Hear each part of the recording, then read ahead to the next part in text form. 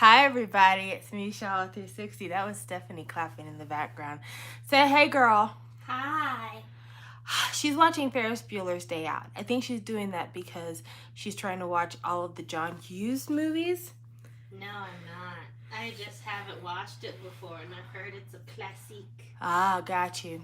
I have not ever watched the whole movie for Ferris Bueller's Day Out. I've watched bits and pieces here and there. It's one of those movies that like society tells you is an important movie, so you see so much of it that you almost feel like you've watched it but you haven't really watched it. So true. Yeah, it's one of them kind of movies. And I don't know, the parts that I did see didn't seem important enough for me to actually watch. Yeah, this movie's kind of boring. Yeah. Hey Licks Bricks. So I have a small haul today, a very small haul. In fact, I've got doubles of one album, so there's really not much here to see. But I thought I would start this haul first with this. I think a few of you might be surprised that I bought this. I'm actually surprised that I bought this. I bought this at my local Target probably a week ago because I really like the color. I think the color is something very special, and I can't help it. I'm a completionist. I'm one of those people that like, I have all the other albums, why don't I have this one? But I can tell you right now, inside of this packaging are some very nice photos, and it makes me feel a lot better about my purchase. But I want to talk about this album on camera too, because it's not really an album, it's a single. Let's just be honest. It's Butter, Permission to Dance, instrumental. That's what this is. There's nothing else to it. So really calling it an album is not fair. It's not even a mini, it's a single. But it's summery. It's pretty colors, and I like pretty colors, and there are some very nice pictures in here. I just opened this right now, and there's this really cute picture of V in his little headband. That's a pretty picture. There's this picture of Jimin wearing their overalls, but they're like super ultra big overalls that he's wearing here. They look like an overall dress. Anyway, there's really nice pictures in here. I'm not upset at them at all. Also, I've become a little bit obsessed recently with some pictures I've seen of Namjoon because he's been working out a lot and he's getting really, really fine. Like, he's getting really, really good looking. Like, he was already good looking to begin with. Like, Namjoon's always been my bias in the group, so it's not like this is something that's changed recently, but like, he's been working out, and his arms have gotten really big. His chest has gotten really big. He's putting on a little weight to him.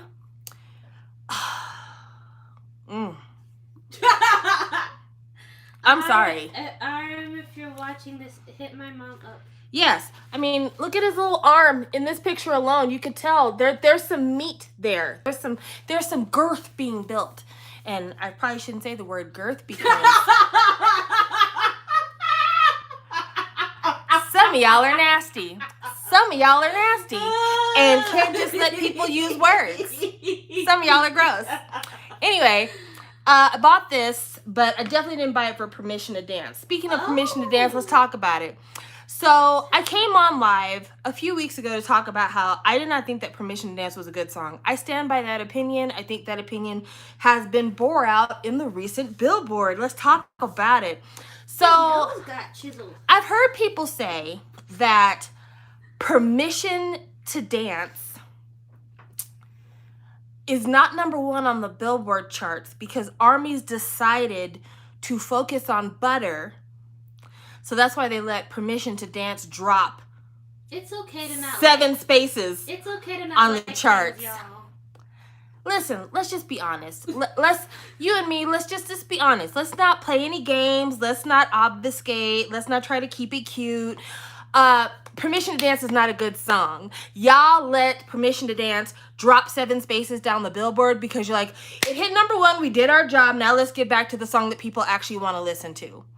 Don't try to play it off like, oh, well, we just had a goal in mind and Permission to Dance really came out before we had a chance to achieve our goal. So that's why we went back to Butter because we felt the need to honor their effort, but at the same time, keep on the task of making this the most #1.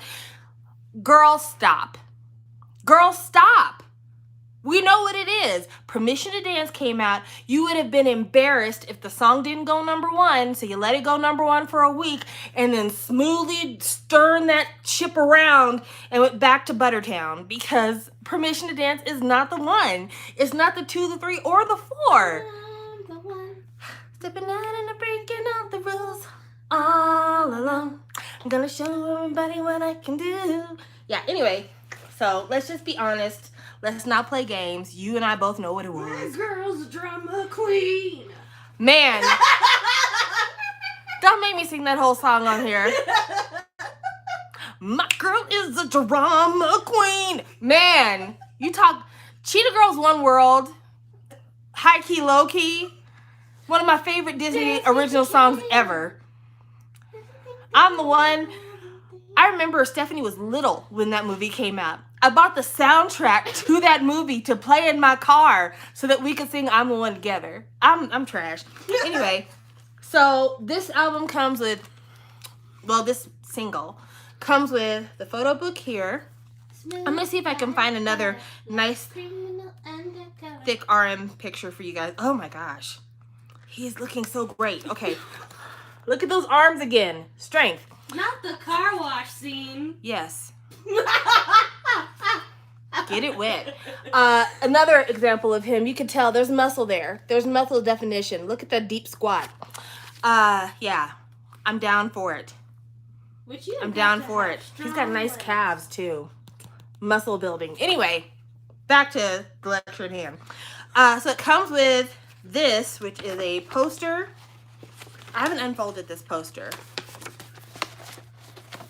I'm telling you, y'all who were sleeping on RM back when he was all scrawny and had that really bad perm that gave him a high top, you didn't see the potential. I did. I was there. I was an early investor in the dream. Anyway, this poster is so hard to unravel. It comes with this poster. This is the poster. I have problems with this poster.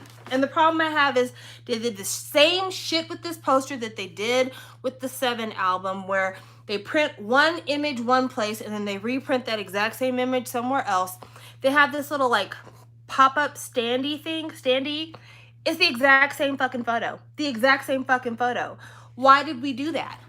Why didn't we do a different image on the poster than on the standee? I don't know if it's because they figure like people have jobs and if they can't look at their poster that's hanging in their house, they can carry their poster to work. I don't know anybody like that. And if you are so like filled with anxiety about leaving your posters at home that you have to take them to work, I highly recommend therapy, because you shouldn't be that afraid not to look at photographs. I mean, hell, if you've got a cell phone, save all them pictures to your cell phone and just flip through them bitches. Like, it doesn't take all that. Anyway, so there's that. And then inside of my little album that I bought, I did not pull RM's photo card, but I did pull this, which is Message from RM. And it's got a couple of photos of him looking strong, showing off the arms, showing off the legs. Another picture of him right here saying, "Girl, I'll save you." And then his signature and his little message there.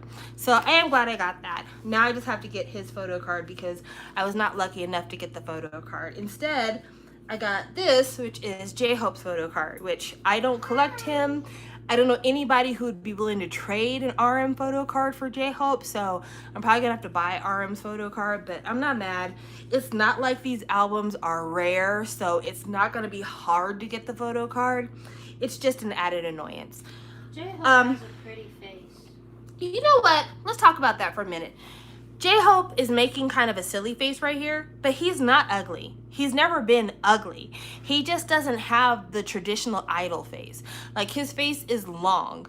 And a lot of times when they're picking out people to be idols, they pick people with kind of shorter, almost more feminine faces, because they try to get idols to look younger for longer. So it's all about marketing. It's easier to market a boyish face to young women because young women don't have as many bills to pay as older women, and so they can use their free income on cute faces. And so a lot of times when they're marketing, they're like, let's pick somebody that appeals to young girls and kind of older, just about to age out of idolhood girls. And usually that means picking somebody who's relatively young looking. And so you have idols like J-Hope or Jin K from 2PM who have longer faces. Hey, David! Who have longer faces, and people are like, oh, well, they're not as handsome. Meanwhile, if you met this man walking down the street, or if he was working at your local convenience grocery store, you'd be like, oh, the new cashier is kind of cute. But because he's an idol and he's surrounded by a bunch of other guys who like look like fantasy characters from manga or anime, he's like not considered cute. But in real life, this is actually a really decent looking guy. Just saying. He might not be my type, but he's not bad looking. All right, and so here's the other picture that came in the package. I don't know if there's like different of these, like if there's like, this is supposed to be like a Polaroid, I guess, but I don't know if there's like 1 of 3, 1 of 4, and there's different images because I didn't really care and I didn't plan to collect them for this. So it really made me know, never mind. Then here's your lyrics card here. And it's really short. You know why? Because there's only 2 fucking songs. So here's Butter, here's Permission to Dance, and then here's the production notes on the back. And we've already established after having the last time we talked about this, that this was not produced by anyone having to do with BTS at all, except for Butter. RM did help write on this a little bit. That's it. Oh, and then they tell you like who the different vocals are on here. So there's a lady named Jenna Andrews who did background vocals, and then there's gang vocals, which are RM, Suga, and J-Hope. That's really all. That's really all. There's nothing else to really talk about. P-Dog did the vocal arrangement for BTS on this song, and he was also credited as a recording engineer. He's also credited as a recording engineer here.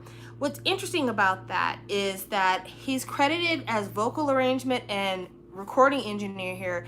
The reason why is because they buy these songs wholesale. Like BTS goes to these American writers and like, send us a song for us to consider, and then we'll go ahead and we'll, you know, put the zhuzh on it and put it out there. So when they send the song to Korea, it's already produced. Like the backing track is done, lyrics are done, they're sent in multiple tracks so that things can be removed and replaced. P-Dog, who is the in-house producer at Big Hit, he basically records the group vocals, so he gets the vocal arrangement credit, and then he gets recording engineer because he's running the board at the recording studio. So I mean, it's cool that P-Dog is getting the credit, but it's a very minimal job that he's being asked to do as his part of production on this, and that's a shame because P-Dog has been a recording engineer, producer, vocal arranger for a lot of early Big Hit BTS stuff, and I really, really appreciate him as an artist and his kind of creative vision. So I hate to see his role minimized like this. But that's just me complaining some more because I like to complain. This is the CD here. There you go. And then this is the stickers. These are the stickers that came with it. They're all right. They're stickers. You know, I don't feel like doing anything with stickers. I never do. That's been my complaint almost since day one of having this channel, is like, stickers, miss me with that bullshit. I'm sure that there's gonna be some K-pop fan though who's got like a really fancy water bottle, probably like one of those coldest waters, or what's the other fancy water bottle that people use? Hydro Flask. Hydro Flask. We're gonna take those stickers and put them all over their water bottle and then come back to school when school's in person next year and be like, oh my gosh guys, don't you just love Butter? And then like all the stickers from the album are on the water bottle. That's the future I see for those stickers. That, or else like they're on the back of somebody's MacBook case. You know what's weird? What? I feel like there are groups of people now at schools that are very much into K-pop, but then there's a whole other group that just doesn't like K-pop at all, or just dismisses it as a genre. I think there are people who don't like K-pop, because they are xenophobic and they are also anti-feminine, or they're against women, and they're like, this is a woman thing and I don't like things that girls like. Kind of like the people who hated Twilight, like, and didn't hate it because they watched the movies and read the books and disliked that. It was more the idea of Twilight that they hated. I think there are people who hate K-pop because they look at it as being a girl and a gay thing, and they're anti-girl and anti-gay, so they dismiss it as being frivolous or not having any actual artistic merit. But I feel like it also can be like girls who say that. Like, Because there's a lot of pick-me's out there. It's a whole bunch of pick-me's, and they've been around since the beginning of fucking time. Shit, back when I was in school, there were pick-me's. We would watch videos like Shake That Ass, and there'd be girls in the video wearing G-strings, shaking ass cheeks, clapping back and forth, and girls would be like, I would never do that. I wear loose clothes and I've got glasses and I don't care about my appearance, and I would never sexualize myself because I care about me. Meanwhile, fast forward 20 years later and they're married to a man who's given them at least 2 STDs because he can't keep his fucking dick in his pants for even 5 minutes out of sight.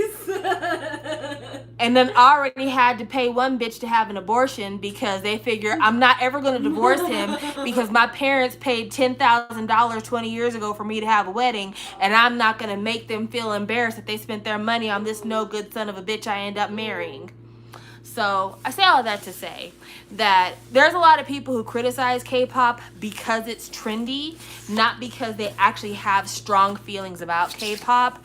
And then there's people who like K-pop for the exact same reasons as well. It's seen as ultra feminine, ultra kind of trendy. Like, yeah, I'm one of the cool girls. I listen to K-pop and I have a K-pop avatar on Twitter, and I'm also very BLM, and I'm also very into like woke culture. And I think people who are against cancel culture are just mad because they're about to be canceled. Like, everything moves in extremes. It's like you're either way over here or you're way over there. At this point, I'm not like a big advocate for cancel culture, but at the same time, I'm not one of the people who's very much like, I'm canceling cancel culture. I'm just like, I don't care anymore. Like what you like. Listen, I would be against cancel culture if cancel culture was really out here canceling people.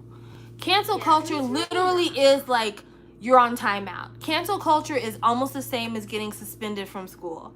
You say some wild, reckless shit, you sit in the cut for a few months, then you come back out and you're back at it again. No one's ever actually canceled. Hell, you could look at any celebrity that's been canceled, and unless they got caught like diddling children or murdering somebody, they're always back. They're always back.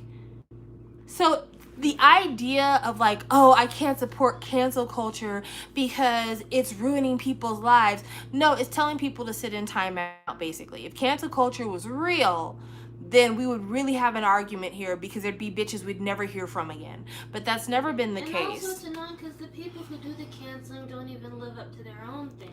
They're like, I'm canceling you for you did A, B, and C. And then a month or 2 passes and they're right back to loving this person and, oh, they're just amazing, they're so cool. Like, half of the Marvel cast has probably been canceled because, oh, they supported this 5 years ago, or they said this, or in an interview they did this. And then later they're like, oh, I just love this person from the Marvel cast that I said I hated. It's like, at this point, if you know you're not gonna like ban them from your lives or from your whatever, like just don't. I don't know. I just That's because people don't want to seem like they're against a bad thing. So people will join into like, oh yeah, I publicly condemn this person's behavior. But then they're also not willing to make the sacrifice of, and I will limit my own enjoyment of this person based on their bad behavior. Like Justin Timberlake. Let me be honest with you guys. You still listen to Justified? Well, no. Yes, but I don't plan to ever buy another Justin Timberlake album in my life. I didn't buy Man of the Woods, but I bought every Justin Timberlake album before Man of the Woods. I'm still going to listen to the Justified album. Let's be very clear about that. And Justified has the song Cry Me a River, which has a very horrible video about Justin Timberlake breaking into Britney Spears' house fucking some girl on her bed, recording it, and then playing the video on loop in Britney Spears' bedroom. Like, it's a bad video. I did not watch if the you've full never video. watched the full video for Cry Me a River, please do. I only watched the part where he walked in the house. Yeah, well, you missed the part where he brings a girl into the house, starts making out on Britney's bed while she's in the shower, records it, and then when she gets out the shower, the video is playing on loop, which sends two very creepy messages. One is, I'll break into your house.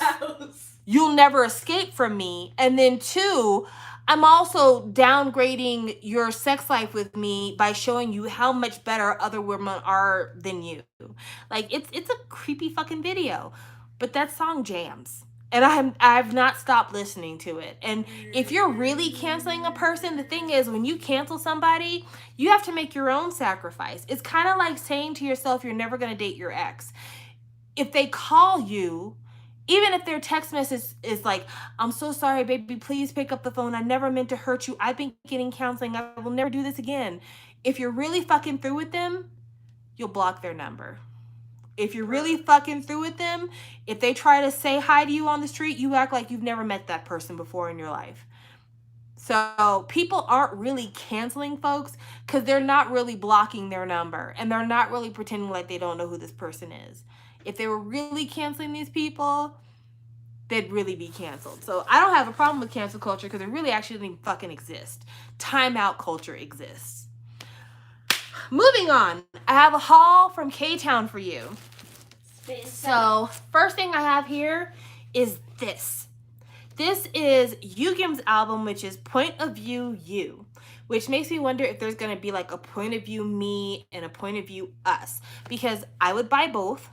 So if you want to do a trio of these, kind of like how Shiny did Misconceptions of You, Misconceptions of Me, Misconceptions of Us, I would buy that. I bought this because Yugyeom has a lot of really nice collabs on this album, and it's just really well produced. It's a really nice album. It's very different than the stuff he did with GOT7, but it almost feels like it's the best of the things that he did with GOT7. So I really, really like this, but this is a beautiful album. This is so pretty. I saw it online and I really didn't give it much thought. I didn't really think about like the packaging. I just thought I want to support him on his venture outside of JYP, and this is the best way I could do it by buying a copy of the album. But this album, if you've not bought this yet, you need to. It's so Meg, I just dropped your photo card in the mail today. Hopefully you'll be getting it soon. If you've not bought this to look at it in person, you really should. This is a gorgeous flippin' album, just on like a collector standpoint. So it's got this slipcase here, and the slipcase is like this really pretty kind of flower motif, which I think was a really creative use of the slipcase, because when you take the slipcase off, you're left with this. And this is very plain and very dark, and in a kind of symbolic way, it's kind of like, you know, when you put this cover on, everything is pretty and nice, but when you take off the wrapping, when you take off the outside accoutrement, it's actually pretty dark in here. There's actually some like real serious shit going on. So then you open it up and it's this. And again, kind of like the void. You have the color image of the flower. You have what it looks like when you take that flower away, when a void is left behind for that flower, which I find this gorgeous, but JYP has been known for having really beautiful packaging. I'm not surprised that when people leave JYP, they're still having really beautiful packaging. So this is the back of the photo book. Inside the photo book are a lot of kind of very artistic, pretty pictures. All of them are really, really nice. They're all shot very well, very high quality, maintains that kind of somber look. You know, it's very much a whole theme. Also, the clothes are gorgeous. This is just a really, really nice photo book. And Yugyeom's never been my bias in GOT7, but I really, really like him here. I like the direction he took with his music. So I look forward to hearing more from him. Then you get this, which is the lyrics pamphlet. And it's an accordion pamphlet. So you've got all the lyrics and stuff right here. When you flip it around, it's got these hand-drawn kind of like colored pencil flower drawings right here. And I don't know why, but like I kind of wish this was like all printed pieces of art that I could just like throw on my wall. I don't know what it is about this, but I just find this super pretty. And this is so basic and just like nothing fancy to it, but I just really like the way it looks. Then you have this, which is what the lyrics pamphlet, it came in this. It came in like a vellum sheet that had a sticker on it. Thank goodness you could slide it right out, but that was there. Here's the CD. So that's the CD there. I don't think it came with a photo card, which I'm not mad at that. Like, I didn't even think about it when I first opened it, but from what I can tell, there is no photo card with this, and I don't know if it's because the photo cards were limited to first press or not, but like, I kind of see it as being symbolic. Like, when you buy KR&B albums, they don't usually photo cards. Some of them do, but most of them don't. And he signed with a KR&B label, so it makes sense that his album wouldn't have a photo card, because he's basically telling you, this is not an Idol album. This is me as an R&B artist. This is my R&B album. And so I think that's a really nice kind of way to highlight the fact that this is not GOT7. This is not me on my Idol shit. This is me, completely me. And then it comes with this. And when I first opened this album, this was literally the first thing I saw when I took the contents out. And it made me so incredibly happy. Look at that. Isn't that beautiful? I mean, I realize that like this is no big deal. Like, this is just a couple of pieces of folded paper that are glued to like a little card, but I don't know why. This just gave me so much kind of like joy to open this up. And I just, after I opened this up, I'm like, I'm pleased. All the money I spent on this album, well worth it. Well worth it.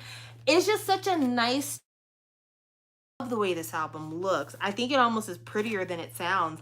But if you were on the fence about buying Yugyeom's album, highly recommend it. I highly recommend it. This is such a good buy. This is such a quality buy. I'm pleased as punch. Pleased. So yeah, absolutely think you should buy that one. Next. So there's this guy from a K-pop group who released a solo album. I feel like I just talked about that, but no, this is a different guy from a different solo. He's doing a different solo from a K-pop group. It's this guy right here. This is Do Kyung Soo, that's his name. He's a member of this idol group called EXO. I've heard some of their music before. It's good stuff. And he had a solo album come out, and I remembered that he had a pretty decent voice, so I decided I'd go ahead and check out the album. And I liked it well enough, so I got a couple of copies, no big deal. And I feel like I should talk about this solo, because me and my homegirls have been anticipating this solo for a really long time. I was just teasing, acting like I didn't know him just now. That was a joke. I hope you got that. Dio is the bias in EXO for me. Like, he is the bias. And before he left the military, I was like, when are we gonna get this solo album? When are we gonna get this solo album? When are we gonna get this solo album? And it wasn't happening. And I'm like, okay, maybe you're just fucking with me because you're not a nice person. But no, he was like, I really don't care about my solo music right now. I'm on my movie star shit. And then, of course, he goes into the military right before the pandemic hits, and he's like, okay, so my movie star shit is not gonna be popping off right now because, you know, COVID, filming restrictions, all that stuff. So I guess I should go ahead and do this music thing. And he decided to give us a solo. And I said it on live. I'm like, please let this be an R&B album. All I want is a nice R&B album. And he said, Samantha, I heard you loud and clear. I hear your chants. You've been screaming this from the hilltops for like 5 years now, and I've decided to do the absolute opposite of what you asked for because I could give a fuck about what you want. It's all about me and my desires, and right now I feel like being a hippie. So take this album full of acoustic ballads. And I was just like, no! Why did you do this to me? Why did you do this to me? All I've ever done is support you. You gave us photo card after photo card of you doing the exact same thing when you're fucking doing photo cards of nothing but your huge ass forehead. I was here supporting you, and this is what you do to me? Why do I allow myself to be in the middle of an abusive relationship like this? But that didn't cause me to cancel my order. I stuck with it. And so this is what I got. So this is the Digipack, because to add insult on theory, he said, I know you've been waiting a long time for this solo and you're probably expecting something really super beautiful. So take this little cardboard Digipack, not even the cool ass fucking jewel cases that everybody else's get that have the hidden photo card compartment. No, take this piece of folded paper with a CD and some more paper and fucking chew on that bitch. And I'm just like, yes, sir, may I have another? So in the middle of the Digipack, you get this, which is the world's tiniest poster. I sometimes wonder if he thinks that his fans are still in junior high and he's like, listen, you can slip this poster into your notebook and then you have a poster for school. Because I'm just like, what is we supposed to do with this? Real talk, like, what am I supposed to do with this? But this is the little mini poster that Dio gives us. He looks great, by the way. He's super, super beautiful. And then this is the CD, which I haven't taken the CD out because I haven't had a need to play it. So the CD, again, yes, bitch, give us nothing. Yes. Gray and credits. All right, homegirl. All right. Okay, let's pull out the next piece because it's just like, all right, okay. So we get this, which is your SM ad, because even if they're giving you the tiniest of albums with the fewest amounts of extras, you still gonna get this fucking. We got the ad and photo booklet, and it's actually a nice little photo booklet. If you Leo's face, then you get a lot of face shots here. Like, homeboy's giving you a lot of face, that is for sure. And then this is the photo card I got, which is him in kind of the knitted sweater shirt look, and doing the peace sign because that's his go-to pose for photo cards. Okay. More cute photos. Dio's a cutie. He's always been a cutie. But honestly, like, if he had given me an R&B album, I could have forgiven the photo looks. I would have been like, you could be wearing a paper sack for all I care. But that's okay. That's okay. Not a big deal. We're past that. So yeah, that's it. Like, you're really not missing anything here. Like, literally, it's just like, these are all images from the MV. Like, there's no extra looks, like looks that you didn't see. They're all in like the MV and the album teaser. So yeah, that's it. That's really it. Like, I don't have anything else to tell you about the Digipack.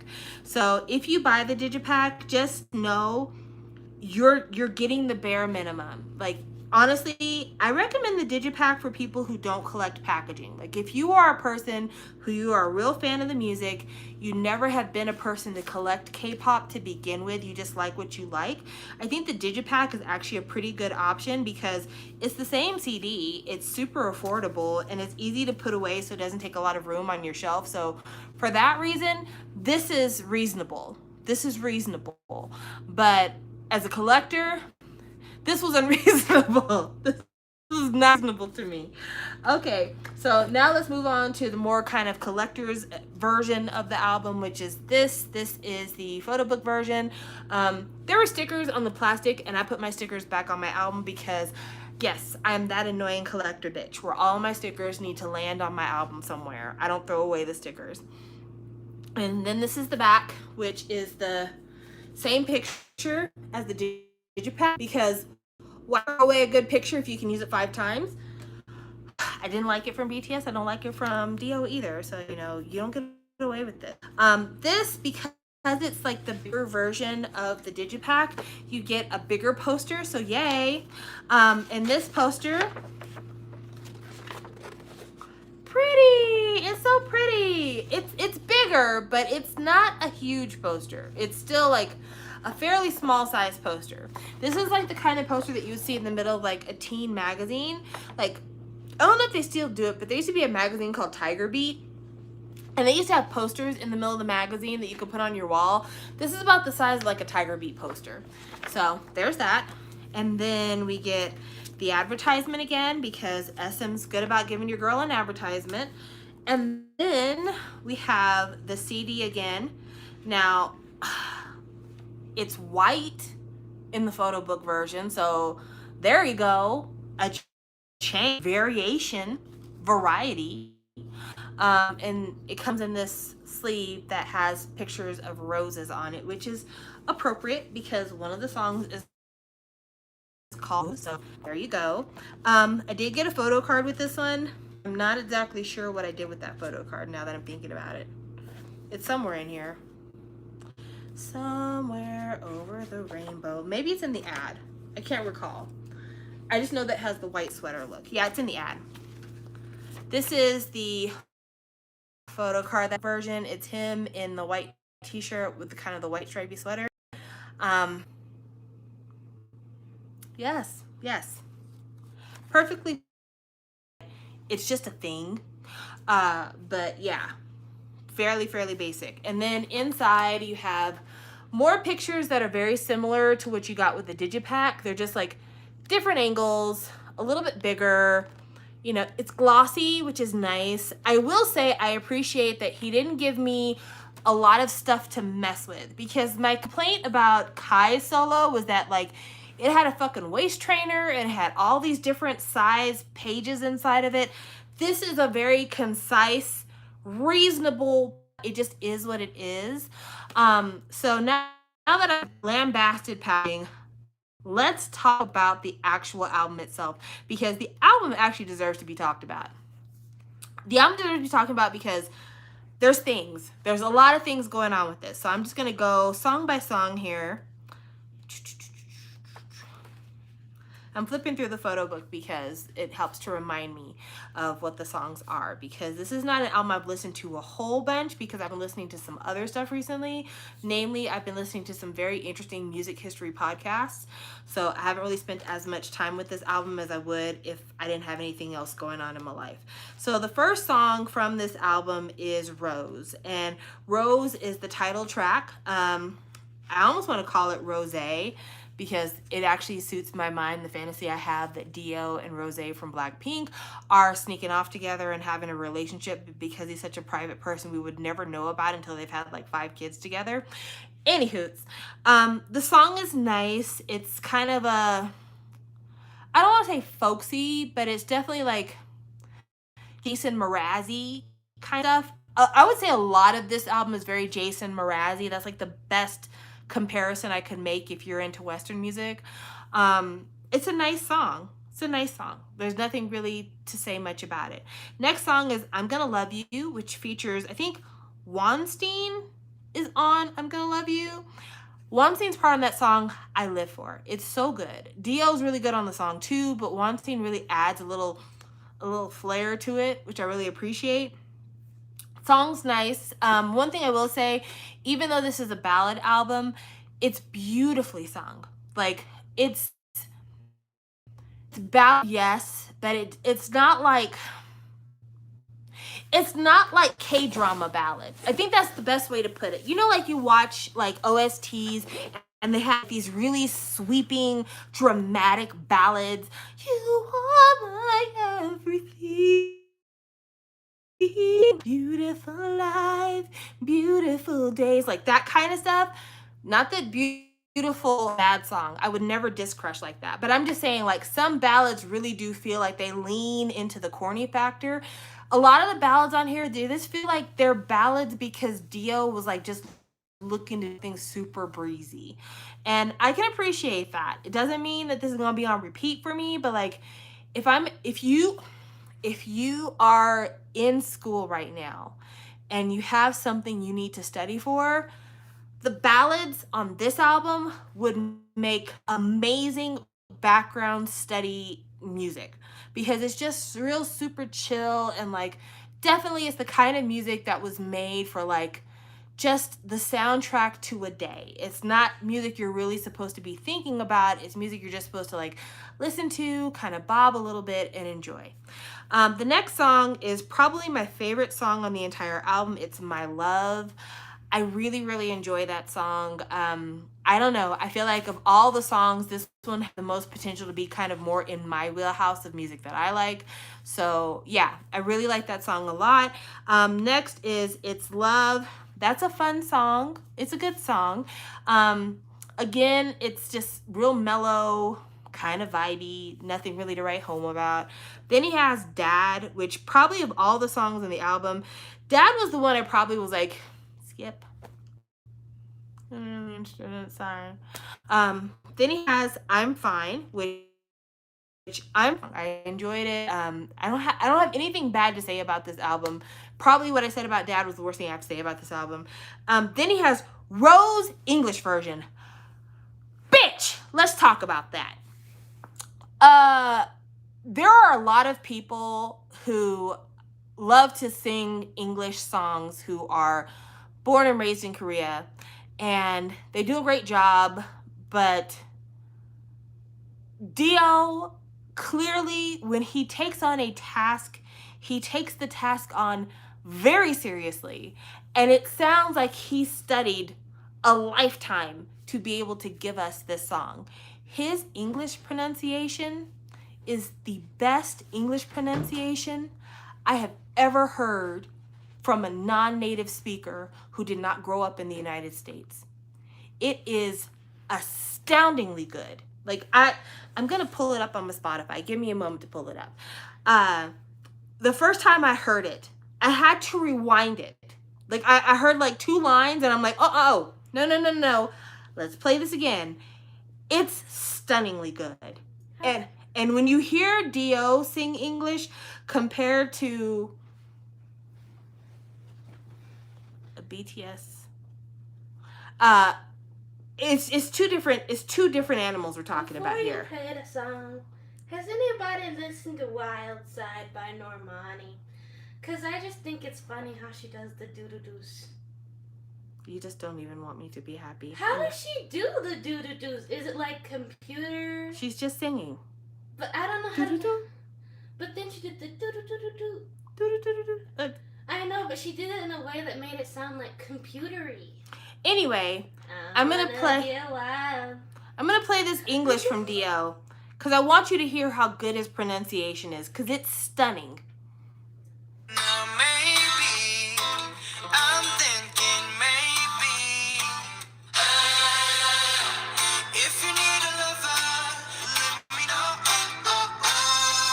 Let me in. I could treat you better.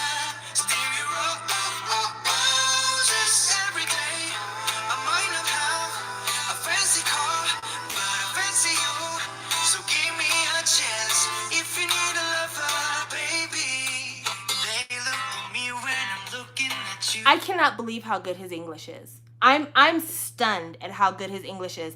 Recently, I've been listening to a lot of Jackson because I really like the stuff that Jackson has been doing lately. I think it's just, I like the videos, the videography, the cinematography. I like the stories he's telling. I like the songs that he's putting out there. This last song he put out was not my favorite. The LMLY is a really good one. Leave Me Loving You. That was a really good one. The 1,000 Ways or 100 Ways. That's a really good one. Anyway, Jackson sings in English all the time. His English is not nearly as good as Dio's English. Dio's English pronunciation is amazing. And it just goes to show like he's a more talented individual than I will ever be in the entirety of my life. Like, if somebody sat me down and they gave me a year to sing one song in Korean with native accent, I would never be able to do it. Thank you, Alondra, because I was just about to ask you that, because the last song on the album is a Spanish language song called Si Fueras Mía. And it's completely sung in Spanish. And I am not a native Spanish speaker. I am somebody who grew up around a lot of Spanish speaking people. I grew up in El Paso when I was younger. And so a lot of Spanish speaking everywhere, because the population was like 90+% Mexican of origin. And so like I'm used to hearing Spanish in my peripheral, in my environment. Yet you speak it terribly. You can shut the hell up. I'm used to hearing it. I didn't say I could speak it. I said I'm used to hearing it. She knows Lago and Biblioteca. You need to leave me alone. Like that exactly. You need to leave me all the way alone. Anywhoots, I'm going to play a snippet of him singing that as well, because I need you guys to understand how good he's doing. So I'm going to pull that up here, and I'm just going to kind of push forward a little bit. He's so talented.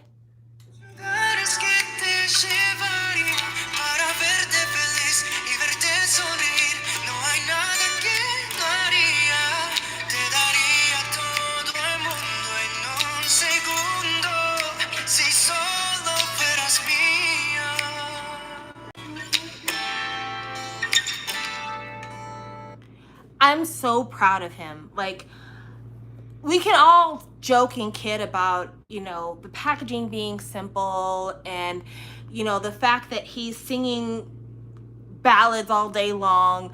But when we talk about the quality, you cannot get past the quality when it comes to this album. Like, he really is doing it. He's really, really doing it. And I'm happy. I'm so happy with this. I'm so happy with this. Even if it's not my choice of genre, I don't feel like he just threw something out there. That's the thing I want to say. Like, more than anything in the world, like, regardless of whether or not I agree with the genre, there's just something about listening to somebody with that level of talent and that level of care approach music the way that he does, that you can't help but admire it. You can't help but listen to it and let it kind of carry you away, because he didn't have to do that. Like, he literally did not have to do that, but he did it. And I'm so impressed. I'm so very impressed. And so, like, yeah, we can make fun of the digipack packaging and be like, this is atrocious, this is a travesty. But what's really important is what's on that fucking CD. And what's on that fucking CD is quality. It is art. Art with an E, arte. He's doing it. He's doing it. And so I'm not mad at all that I bought this album. I'm quite pleased with it. I think I would like to see another solo from Dio at this point. I'd like to see him do something a little bit different. I'd like to see him work with some different people. Like, he worked with Weinstein, which makes me think, why won't you go ahead and work with, like, Akmu? And why won't you work with, Gray? Why don't you work with some more really fun producers in the industry? Because I still would love to get this R&B album from you. I absolutely would live for it. But more than anything, I just want to see all the places that Dio's voice can go. Because, he does a fair amount of experimentation with EXO, but he doesn't get the whole song. And so I would just love to see, like, him play with his voice and try different things and go different places and challenge himself, because his voice is stunningly good. Like, it's crystal, it's clear as a bell, crystal.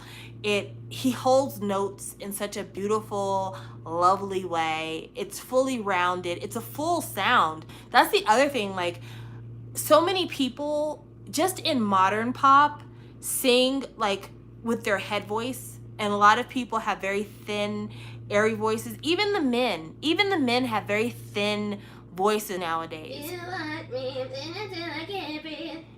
There's that, or there's like the Kid Leroy with his horrible, awful fucking voice. Like, so many guys nowadays try to emulate that Justin Bieber style of singing, which doesn't come with a lot of technique, to be quite honest with you. Not that Justin Bieber is a bad singer, but he's a, how do I put this? He's not a singer who had a lot of technical training, because he started so very young and was very self-taught. And so his kind of school of musical education was pop radio. And so he sings without a lot of technique.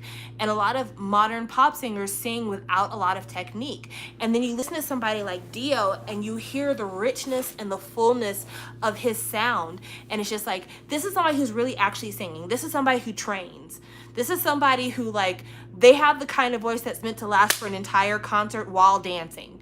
And I just admire the shit out of him. I think he is so flippin' talented, and I'm just ultra grateful for the fact that we got anything from him, because now that I've seen, like, the care he takes, even in the way he pronunciates things that are not his native tongue, like, this is an artist.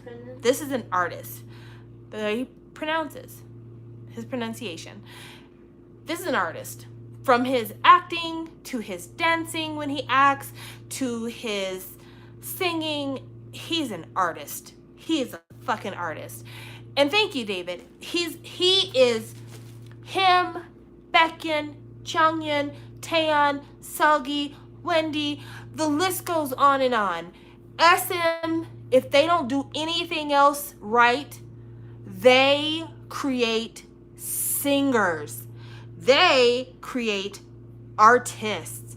And I'm not saying this to be a bash towards anybody else, because there's really talented artists and singers on other labels. JYP, Jun K is such a talented songwriter, and people don't give him near enough credit. The boys from Stray Kids are really talented songwriters.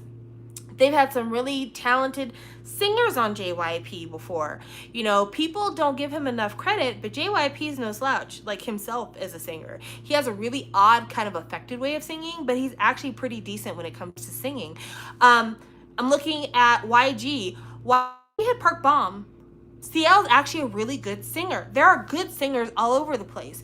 But SM, it's like they took a page out of old, like, 80s and 90s pop, and they create, like, full-chested singers.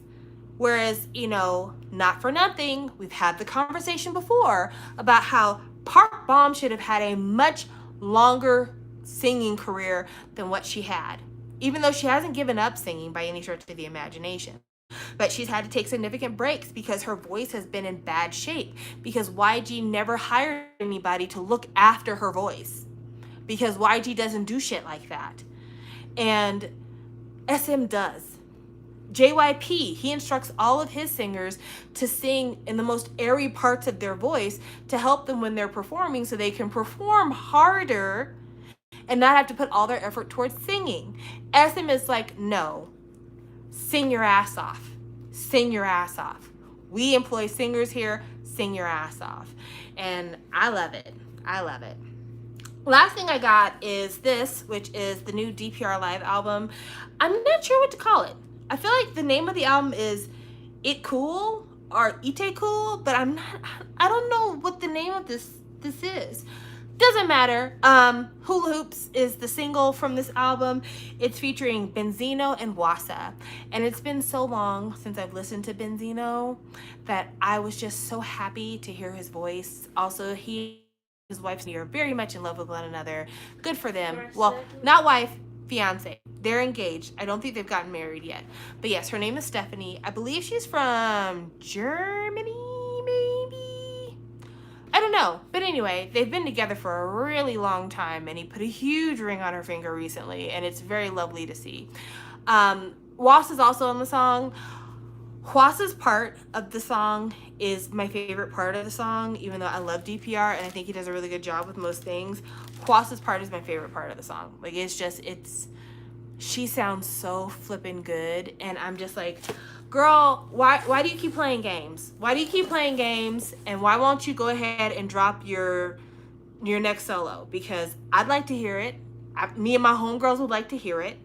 I'm going to try to find the part of the song that she's on, because I don't want to play the whole song. I just want to play her little part, because it's so very nice. So let me find it here. This video is gonna be copyright claimed out the freaking wazoo. Do I care? Not really. I can't believe you would do this to me.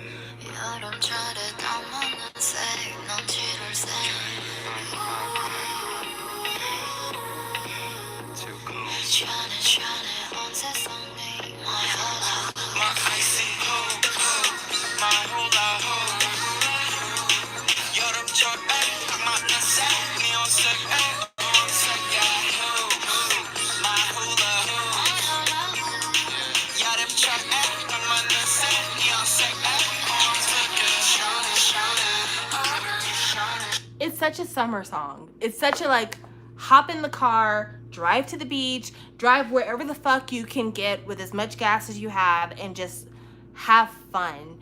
And I was listening to her part and I was thinking, I wish Yolin was here. I miss you, Yolin. But anyway, yeah, that's her part of Hula Hoops. I have not listened to the whole album just yet. Sorry, I haven't made time to do so. But I bought every DPR print album so far, so I wasn't about to change anything. So I got this, and there's nothing to it. This digipack, there's nothing to it. It's literally like the front, the back. This is the track listing in pictures. This is the track listing in words.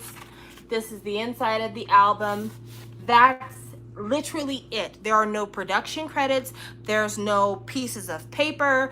It's the CD right here. The CD comes out and there's more of like the track listing art behind it. But yeah, baby, that's it. That's it. There's nothing else to it. And I mean, don't get me wrong, I'm not mad, but it's just like,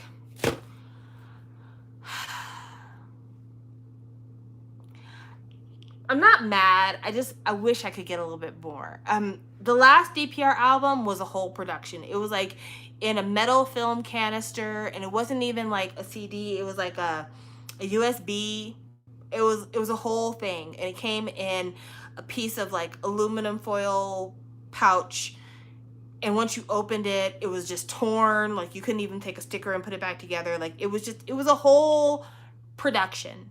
So because of that, I think I'm happy that you got something like once you open it, you don't feel like you ruined it. But at the same time, like I wouldn't mind a little bit more packaging. But DPR as a collective has been really weird about their packaging recently. So it's just like, you know what? It could be worse. I could get a broken mirror. And so if I have to choose between like a broken mirror or just a regular ass digipack, I don't really feel like I have a lot of room to complain about a digipack.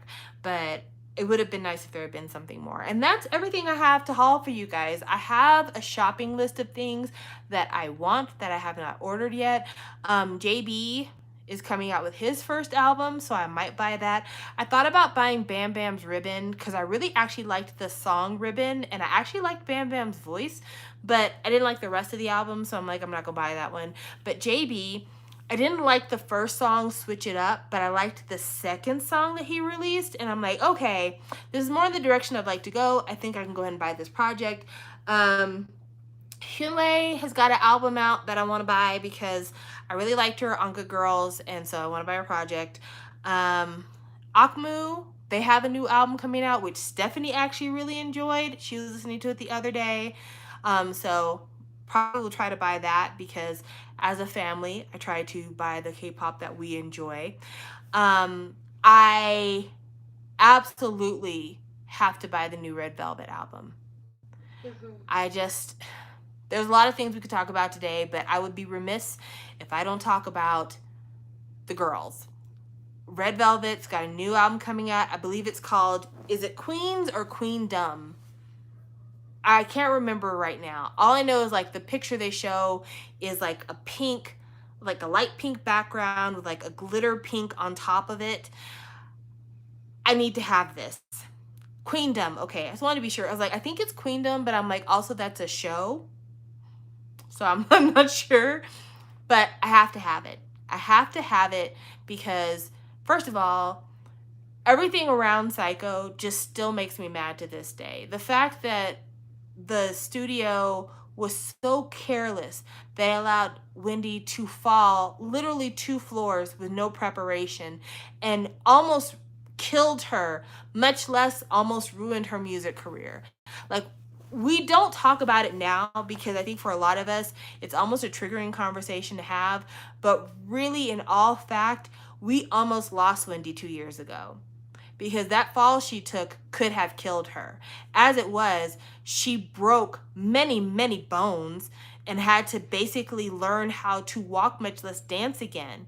And the fact that she's like, and I'm coming back with the group and we're going to give you Red Velvet the way you like she didn't have to do that. She absolutely didn't have to do that. So like that's number one.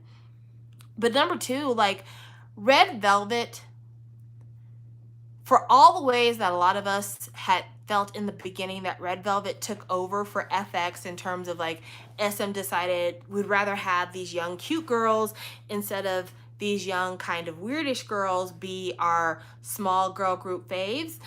At the same time, it almost felt like over the years, SM has given the same disdain towards Red Velvet that they gave to FX. Like once they through with FX, I would say after Red Light. I think after Red Light, SM was like, if Sully's not in the group anymore, what the fuck are we doing wasting our time on this group? Because they felt like Sully and Crystal were the visuals, and so they were like, no need for us to even try anymore with these girls. Which is unfortunate. Shouldn't have been that way, but I kind of feel like that's the way it was. So like we were lucky to get a Four Walls, but I think well before Four Walls was ever produced, SM was pretty sure they were done with Red Velvet. And so, or not Red Velvet, but done with FX. So when Red Velvet came on the scene, we were like, okay, well, the attention that they don't pay to FX, they're going to pay it to Red Velvet because Red Velvet has 5 girls instead of the 4 currently with FX. And also, they're like doing a lot more like mainstream stuff and not as much experimental stuff as FX did. But I think at some point, SM was like, they're too powerful. The music is moving too much. They've got too much of their own opinions. We can't support this kind of chaos. And so we're just going to gently but subtly ignore the shit out of them. And the way that they've kind of been like, call us when it's summer. Until then, we really don't care about their comeback schedule. It's just a shame. It's just a shame. I hate to see it. I hate to see how much disregard SM has towards Red Velvet. Like, we don't talk about it because most K-pop fans don't have that much concern about Japanese releases. Most K-pop fans are like, if you're doing good in Korea, even if your Japanese career isn't like popping, it doesn't matter because we're really here for the Korean stuff.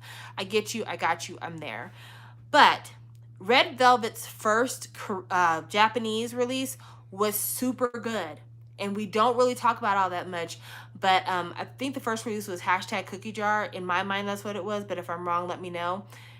Very solid Japanese album. I bought that Japanese album. I'm like, oh, hey, like these are new songs, nice production. I really, really enjoy it. Then they did their second Japanese release, and SM was like, who fucking cares? No one's buying this shit. We're not going to spend any money on it. And it's crazy because out of all of the SM girl groups, I feel like Red Velvet is primed for the Japanese market because they're so fucking weird. But it feels like the same shit they pull on FX, but not as bad because they almost like literally waited for FX to disband before they released their Japanese stuff. And even then it was like one new song and one super duper old song, but I digress. Anyway, they totally abandoned Red Velvet's Japanese discography and just said, fuck that, we're not going to do that anymore, even though they would be so good for Japan. And then with their Korean, they're just like, oh, did you like Bad Boy? Then we'll call this song Really Bad Boy. What the fuck? Get out of here with that bullshit. Nobody wants that. And then they're like, oh man, we bought all these weird ass songs from that Switzerland collective. What are we going to do with them? They don't really suit our boy groups. I know. Let's just give them to Red Velvet. So we got a song for you called Zimzalabim. Can you get out there and do this? And like, what the fuck is a Zimzalabim? Don't worry about it. We said to get out there and do the fucking song. Also, we have these like extra circus costumes that we want to throw at you. So yeah, go ahead and put this bullshit on and get out there and dance. Then they followed Zimzalabim up with what's the name of the song that was after Zimzalabim? It was like Boom Boom Room. What the fuck is that song? No, that's not Velvet. It's like Ooga Chugga Boom Boom. I can't even think of the name of the second song. Chicka Chicka Boom Boom? No, it's the fucking song, the second Red Velvet song from the Rev Festival. Oompa Oompa. Thank you. Couldn't think of the fucking name of the song. Oompa Oompa. How'd you get Chicka Boom from Oompa Oompa? Because there's like a guy in the background going Oompa Oompa. And so for some reason my mind was thinking of saying Boom Boom instead of Oompa Oompa. Anyway, the fucking song is trash. Fight me in the comments if you want to. The fucking song is trash. Anyway, they give them two shitty ass songs and they're like, well, even though this is shitty, Really Bad Boy was a bad song, Zimzalabim was like barely tolerable, Oompa Oompa is horrible, the fans are still gonna like them because, you know, the girls who love girls are desperate. And then they come out with Psycho. Psycho, finally, after all this time, they heard us when we said, we like the Velvet. Give us more of the Velvet. They give us Psycho, and we get like a smooth, 2-3 weeks of Psycho promotions before all that shit comes crashing down? No. No.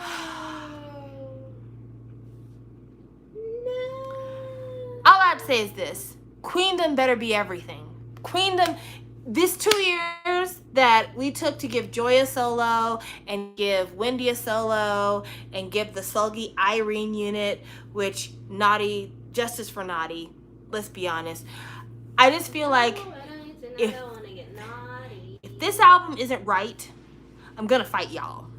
If this album isn't right, I'm gonna fight y'all. Because we deserve, and it better be a Velvet single. It better be a Velvet single. If it's going to be a Red single, it's got to compete with the best Red singles. It's got to compete with a fucking Dum Dum ice cream cake Red flavor. Don't give us a Really Bad Boy style Red single. But yeah, you better do right by these girls. You better do right by these girls cuz y'all been bullshitting. Y'all better do right by these girls. So true. I mean, it's what we deserve. Let's be honest, it's what we deserve. It is the thing I'm looking forward to in August. It is the thing I'm looking forward to in August. Cannot wait. I'm so flipping. There's nothing that's been announced that I'm as excited for as this. This is the highlight of the month for me. When they first started doing the teaser, I'm like, yes. It kind of threw me off a little bit though, because like the first teaser I saw was something kind of crazy. I'm like, is that an old song? Like, I'm experiencing weird deja vu here maybe, but like this song sounds super familiar. And like all the teasers were old songs, which I'm like, okay, whatever. But it was like old B-sides, which I thought was really cool. Really, really cool. So I'm like, okay, so we're going to be interesting this time around, huh? So yeah, cannot wait.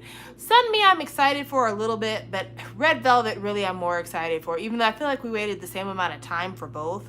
But like Red Velvet, I'm really psyched for. They are my favorite currently promoting girl group. Like my favorite girl group of all time probably will always be Sistar, because that Sistar, baby, breaking my heart. Oh no, you heard me? No more next time.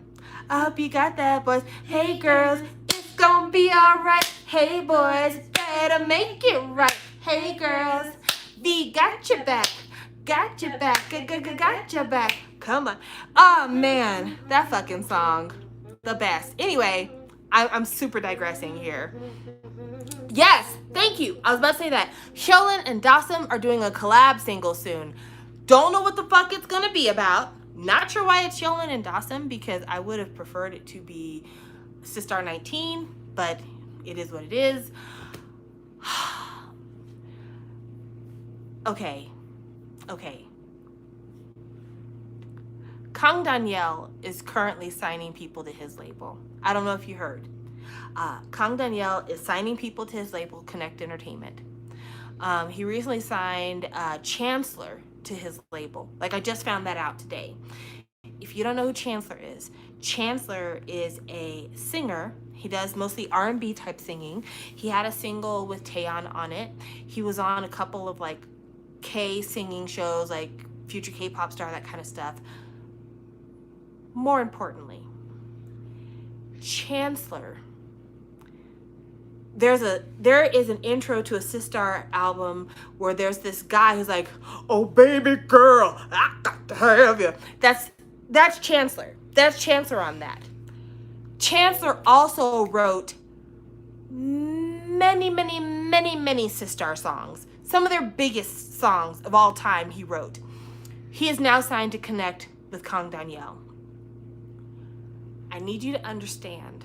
Are he and what's her face still dating? No, they broke up several months ago.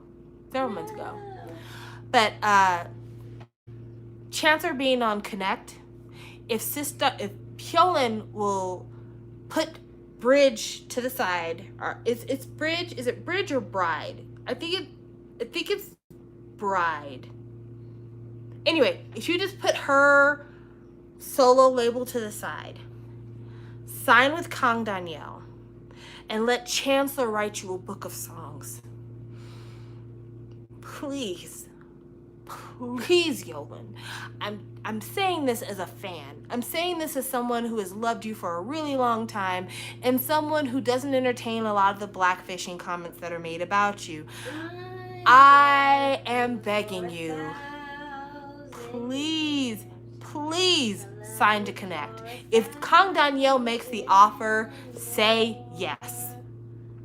I'm gonna try to find the list of songs that Chancellor wrote for Sistar, because I feel like it's important to the conversation for y'all to know what it is. Chancellor, songwriter.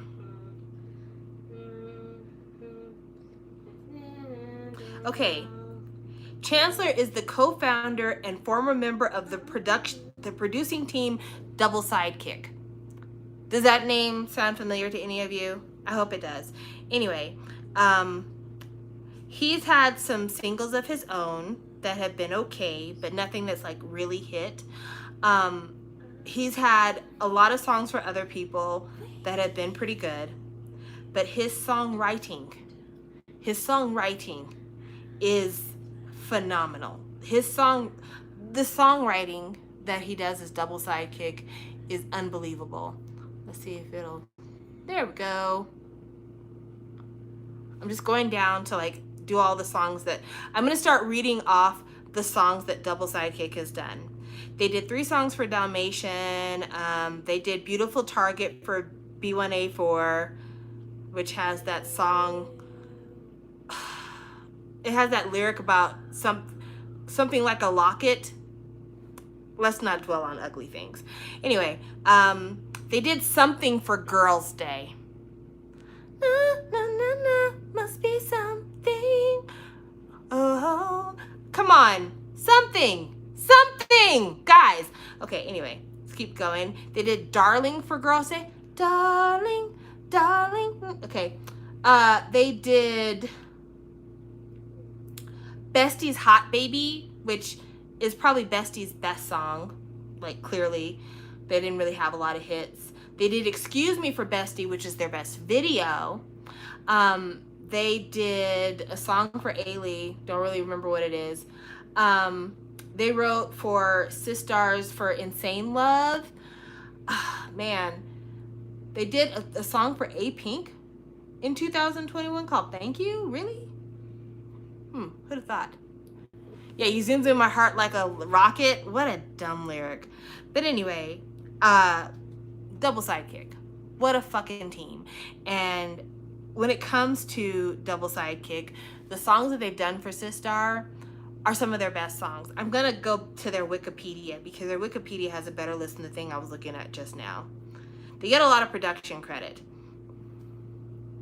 They did Game Over for 2 p.m. off the Grown album. Did not know that. They did Mr. Chew for A-Pink. Mr. Chew.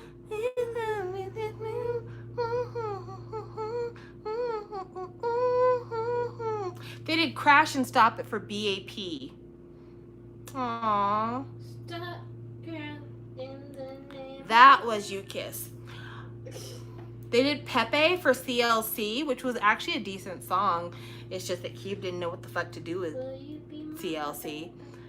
Let's see here. They did 3 songs for Hyolin's Love and Hate, including Falling, which is a really good song. They did Knock Knock Knock for IOI. So that's something. Let's see. They did Mamma Mia for Kara.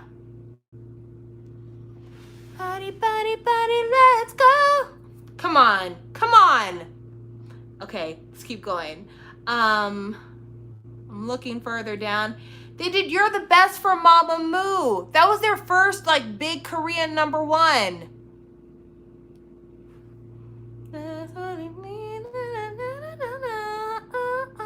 No. They did This Is War for In Black. Come on. Come on. Let's see here. They did I'm in Love for Secret Summer. That was Secret's last song. I'm in love with you. I'm in love with you. And then their list for Sistar. Loving You by Sistar. Loving you. Loving you. What should I do? Oh. They did Give It To Me. Give it to me. Oh, baby, give it to me. Come on. Come on. They did I Swear. I swear. I swear. Come on. Come on. And then finally, literally the best summer song K-pop has ever come out with. Fight me in the comments if you want to. Shake it for me, shake it for me. Na na na na na na na na na. Shake it, na na na na na na na na. Eat, keep, sugar. What a great fucking song. What a great fucking song. Anyway, shake it, shake it. They wrote that. So.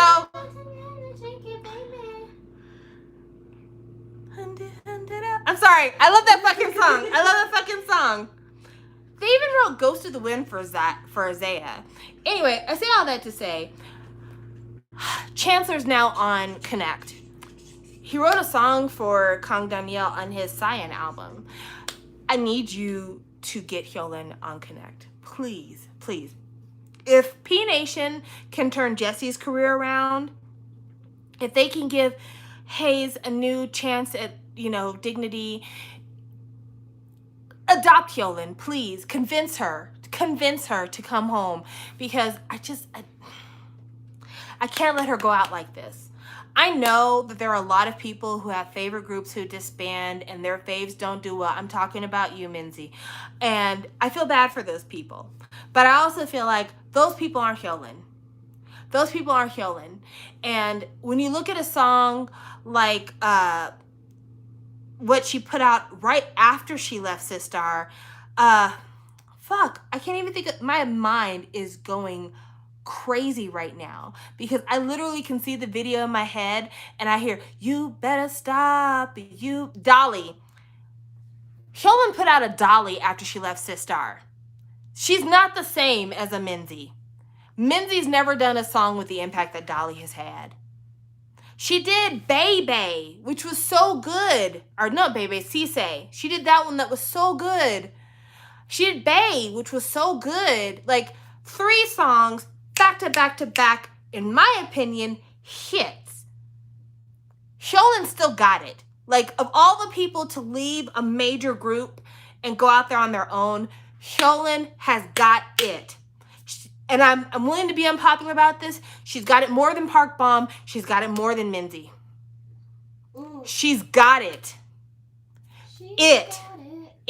In fact, to be even more unpopular, I would say that Hyolyn's probably got a stronger work ethic even than CL. And I know that's a challenge there. I know it, but Hyolyn's got it. But she can't do it on her own. She can't do it on her own.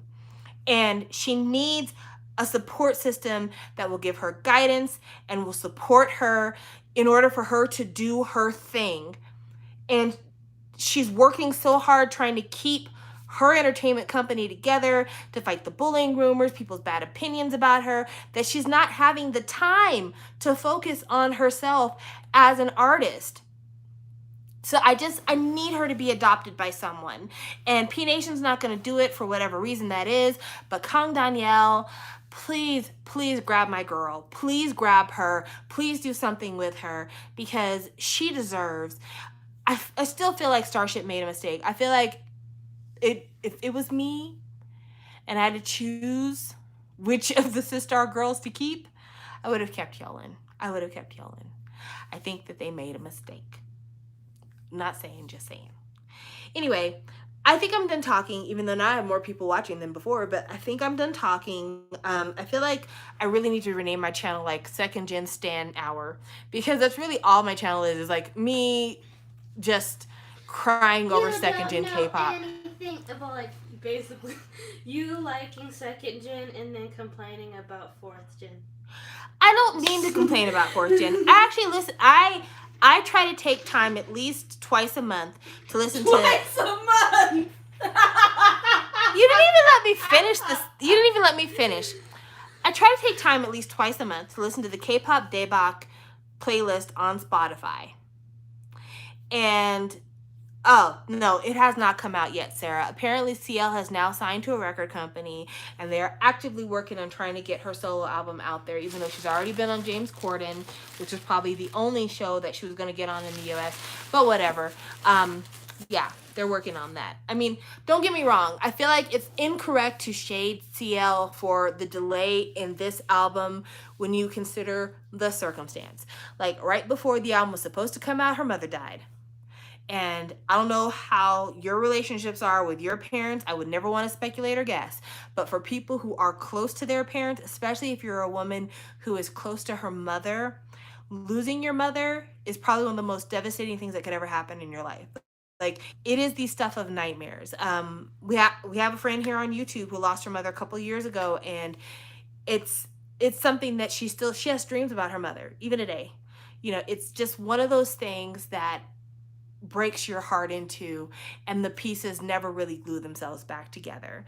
So, I mean, if it was me, I might be even giving people refunds. Like, if I was CL and it was my mom who passed, I'd probably be like, listen, y'all take y'all's money back. I'll call you when I'm ready. But right now, I am not ready. I'm so sorry. Like, life has destroyed me, and I'm going to go that way.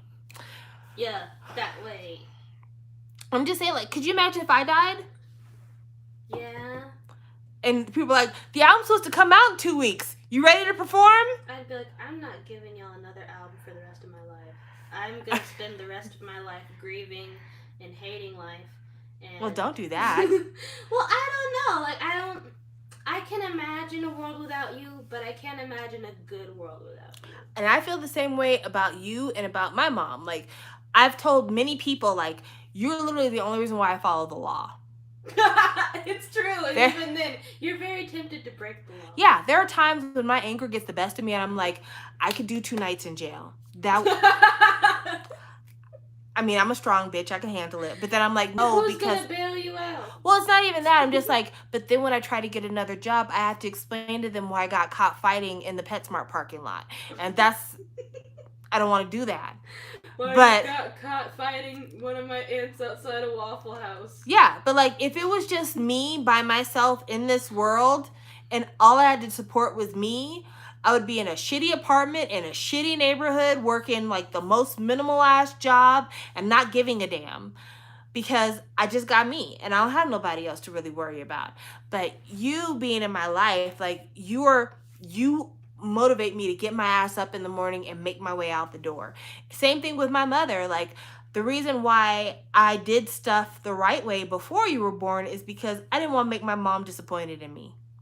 You know, for people who are close to their relatives, even though it seems obnoxious and it seems old-fashioned, you feel so much like sense of responsibility to your family and the way your family thinks of you and wanting your family to be proud of you, that when you lose someone like a parent or a child, all the things that you spent your life doing because of your relationship with these people, all of it gets thrown into question. Now you're kind of like, I don't even know why I'm wasting my time doing these things, because I really did this for them. And if I'm not doing this for them, who am I actually doing this for?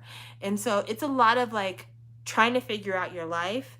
But then also, like, for people who lose parents in other ways, like for people who get kicked out of their houses because of moral and spiritual disagreements with their family, I can't imagine being a young person or even a middle-aged person walking through this world with living family that you have to treat like they're dead because of the fact that they won't treat you the way family's supposed to treat you.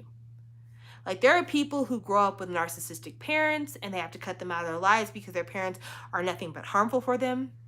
There are people who have abusive parents. There are people who have been both emotionally and mentally abused by their parents, but people who've been sexually abused by their parents, physically abused by their parents. And so they had to grow up saying, like, as soon as I can, I'm going to leave this house and I'm going to have to live my life like I have no parents, because I didn't have parents. I had monsters instead. And so it is terrible. And, you know, I consider myself in the blessed minority because I grew up with an amazing mother. An amazing mother. I have a great kid. My kid is amazing. Stevie's the best. And so I have these two wonderful women in my life that mean the world to me. And if either one of them was to somehow not be in my life anymore, again, knock on wood, it would just be like everything would come to a stop. Everything would come to a standstill. I'd hit the pause button. I'd stop paying rent. Like, everything was shut down for me. And so CL continuing to like pressure herself into trying to release an album when she's gone through something as devastating as losing her mother, and she doesn't have any kids. So really, this is probably the most important woman in her life besides her sister. Like, this is just a lot. This is just a lot. And honestly, I feel like nobody can really rush her back to the drawing board, because we don't know what it's like to have that profound a loss. I mean, some of us could say, oh, a year is a long enough time to grieve. You could say that, but if you've never been there, if you've never gone through that, there's no timeline for this kind of thing. I wasn't the closest with my grandpa, but I still like get very upset when I think about him sometimes. Heck, me and Jonghyun never met each other. I saw him. I doubt he saw me.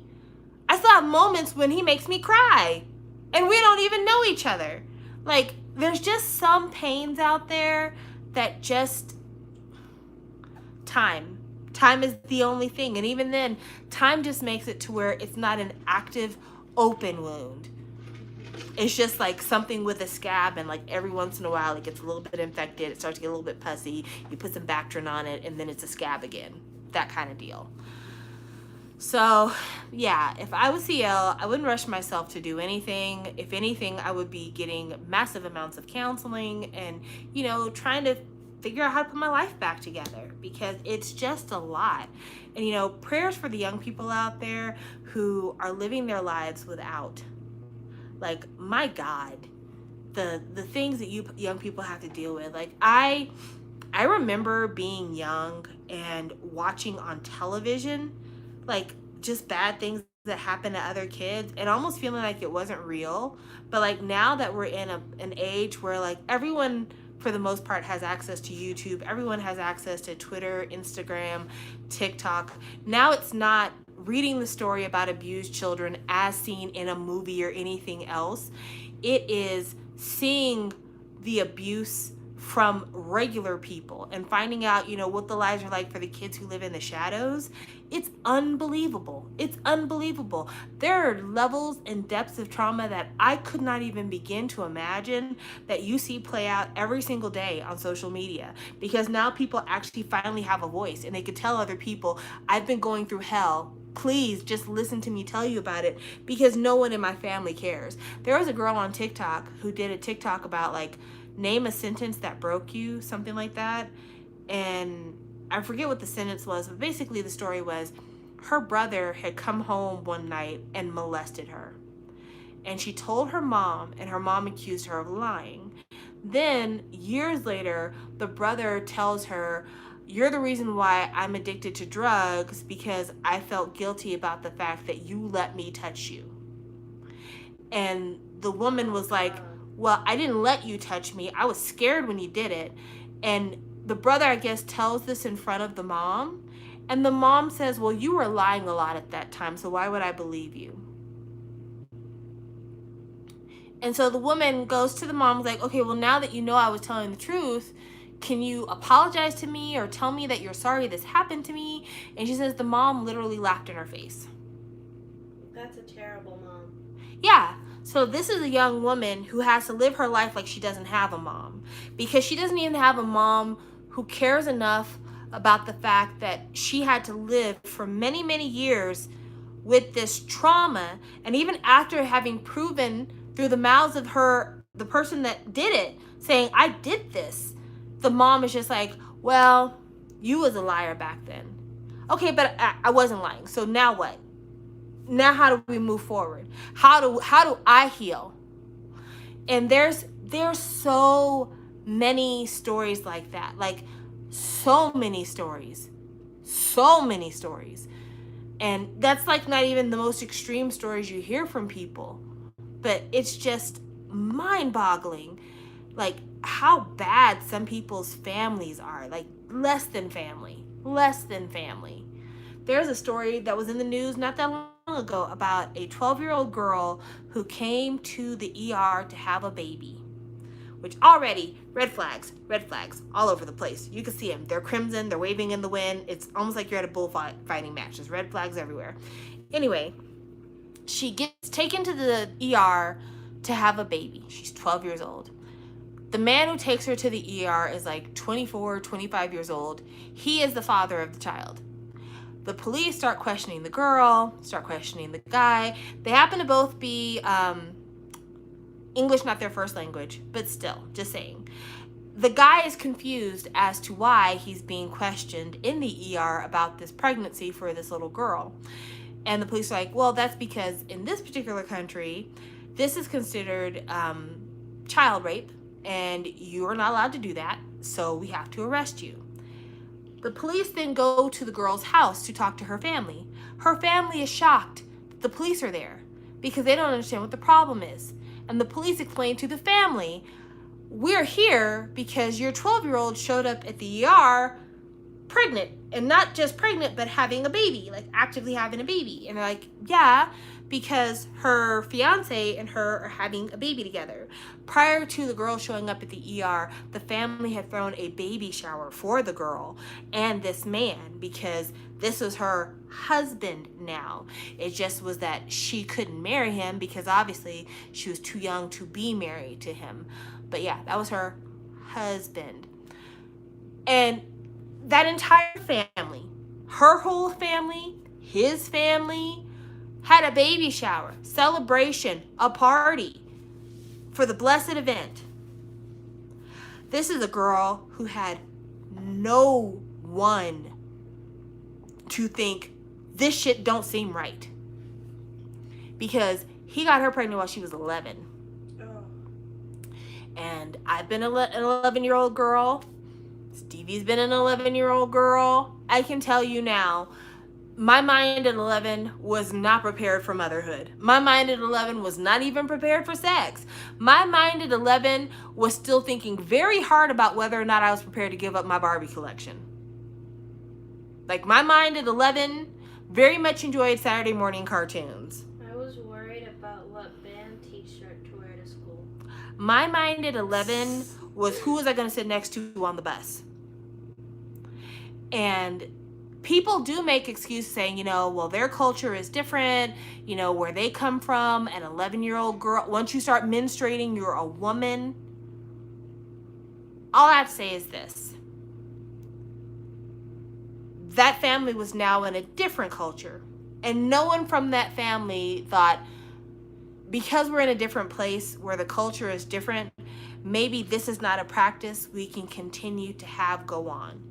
Maybe this is something that could get, at the very minimum, if you don't care about this little girl, you could get all of us in trouble. All of us could end up in jail behind supporting this bullshit. So maybe we need to not do that. Maybe we need to go ahead and let her go to school and let her get an education. And then once she gets educated and the police won't show up at the house anymore, maybe then we can support a relationship for her. I don't know. I just still think in a lot of other cultures, it's like uncommon. Like I know there are other cultures like even in the UK, I think age of consent, I think maybe they bumped it up to 17 recently, but I think it was 16. But it's like still, it's never been like super low. But I don't just know. feel like the age of consent and the ability to drink should line up.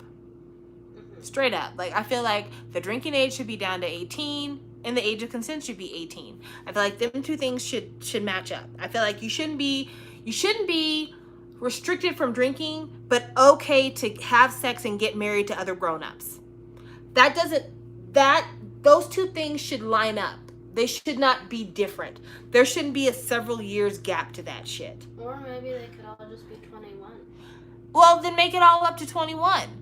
I mean, there are people who feel like once I graduate high school, I'm grown. And most people graduate high school around 17, 18. So if that's how they feel, that's how you feel. I get it. A lot of people finish college at 21 and are like, I can't drink, but I'm now a college graduate. That don't make no sense. But I mean, it used to be that the drinking age was 18. And in most countries, the drinking age is 18. That's why I say I'm okay with bringing the drinking age down to 18. That doesn't really bother me. But I think that the age of consent being lower than the age to drink doesn't make no fucking sense. It just, what are we doing here? What are we doing here? So, I mean, in America, it didn't used to be like this. Like, I have a great grandmother who, I think she had her first baby when she was 14.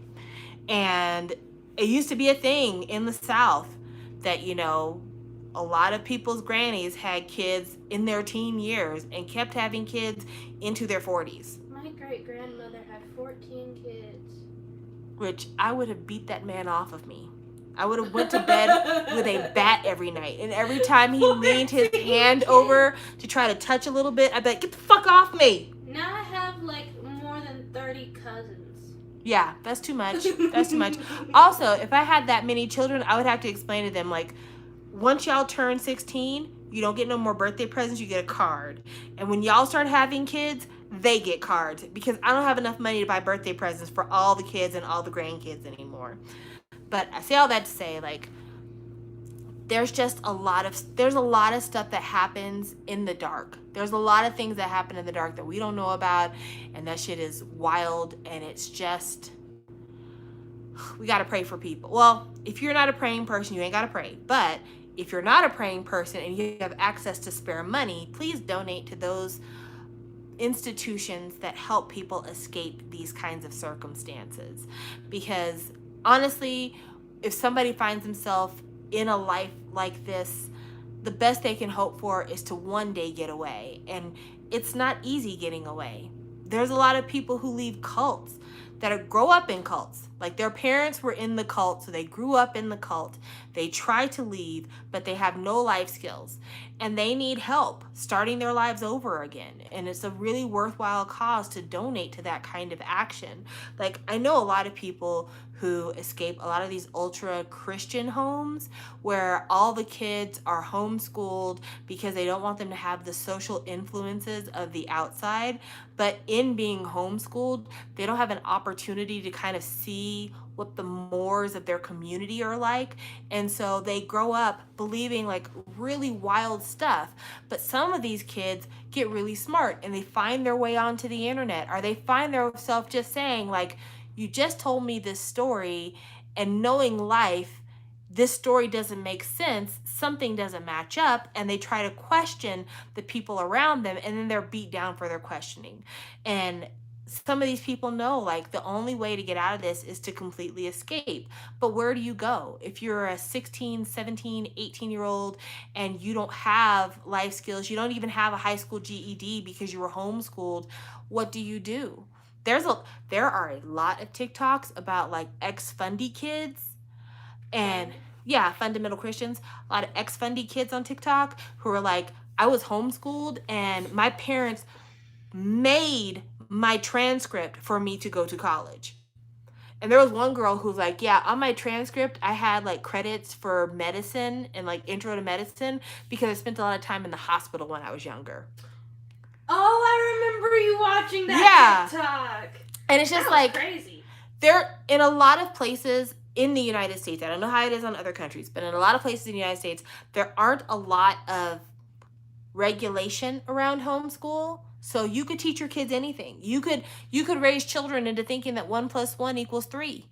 And there's nobody to come into your home and say, you're dumb as a brick and you're teaching your kids wrong. They need to put their ass back in public school. There's no one to say that. And so a lot of these kids who grow up in these super fundamentalist, almost cultish houses are homeschooled. They don't get any kind of education outside of what happens in the house. And then they're expected to go out into the world, a world that they've never been a part of, and try to make it. That's hard as hell. And so there's organizations that take money to help these people get a start in life, help them to get educated, to like actually learn fundamentals, help them get the basic diplomas, GEDs that they need in order to at least have a job at the Walmart. Or if they want to go to trade school and learn a trade, help them to get on that. But yeah, like it takes a community to support these people. So there's a lot of organizations out there that do the work. And so even if you don't necessarily believe in prayer, I highly recommend donations because people can use the help. People can sincerely use the help. I happen to identify as a Christian, but I could tell you, like, there's some Christian stories out there that I'm like, this ain't what I believe in, and there's a channel called Fundy Fridays here on YouTube. Love that channel. They have a lot of documentaries, about a lot of fundamentalist Christian churches throughout time, and some of the stories, especially some of the ones about like some of the cult, like not Church of Latter-day Saints Mormon stuff, is wild. All that stuff with Jeffs. What's his name? His last name is Jeffs. Warren Jeffs. All the stories about Warren Jeffs, who was in Utah and then in Texas. He was marrying off these young girls to like old men. That story, fucking wild. Fucking wild. I'm going to go after I tell this story, but since you're here. So back when Mormonism was a brand new religion, they decided to move from like the northeastern part of the United States, like New York, New Jersey, Pennsylvania, that area. They decided to move across the country to find a new land. And somehow or another, they ended up in Utah. But during the time that they were traveling from like northern United States to Utah, a lot of the men in the church died and they left women behind them. And the church elders agreed that instead of having these widow women kind of cast out into the streets, these women would marry the men that were left over. But it caused it to be a situation where there were more women than men. So men had multiple wives. And it soon became a tenet of the religion that men were meant to have multiple wives. That a man is like a flower, and that a flower is more beautiful if it has more petals. So a man should take on multiple wives to have all of these multiple petals. And so polygamy was a valid and righteous method of family making in the early Mormon church. But this was back before Utah was a state in America. And the U.S. government is like, listen, polygamy is not legal in the rest of the country. So if y'all want to be a state, y'all got to get rid of this whole polygamist man married to 15 women bullshit. We're not going to take that. So the big official Mormon church now, which I don't even think they like to call themselves a Mormon church anymore. I think they call themselves Church of Latter-day Saints. Yeah, they use that phrase instead. They said, okay, cool, we're going to write it into the governing documents of Utah. You can't have multiple wives. Polygamy is not allowed. Please let us be a state now. But there were a lot of old school Mormons who were like, but I got 5 wives and I got 50 kids and I'm not going to say that my marriage to them is not real. So we're going to break the law. We're going to go hide out in like the dunes of Utah, and we're just going to live our lives. And then the government came down and they started to be like, we're going to pull all these poor abused women out your house. You got all these wives because you're raping all of them. That was the government's position. And you're not legally married to them. So we're going to pull them and your babies out of your house. And there was one particular standoff where like it really went down like that. Like it was violent. They were ripping children away from their moms. It was bad. And so a lot of people left the Mormon church, the official Mormon church, to start their own churches where polygamy was a spiritual practice and a practice very much put into physical practice, but it wasn't legally recognized. And so they would have these compounds where they would be married to their multiple wives and they would have their multiple children, and they just kept going like that. But this is the thing. This is the reason why shit started to get kind of criminal. So on Earth, most people are 50-50. There's a few places where there's more women than men or more men than women, but usually that's because of birth practices. Like in China, currently there's more men than women because they had that whole one child rule, and a lot of people preferred their boys, and so that caused there to be a shift in the equilibrium between men and women, which they're slowly starting to catch that back up. But for the most part, when it comes to most births, it's usually almost completely 50-50, are like small variations of 50-50. And it was no different in Mormon households. These men would be married to 15 women. They might have 50 kids, but it'd be like 23 girls, 27 boys, something like that. Well, in order for a man to have multiple wives, she can't be married to multiple men. That's not how that shit works. Polygamy was not a practice where women could enjoy it as well. It was a man with many wives, not a wife with many husbands. If it was a wife with many husbands, I might be down. And so what they would do is when their boys would hit puberty, they would kick them out. And when I say kick them out, I mean here is a backpack with a meal and some clothes and $50. Make it happen.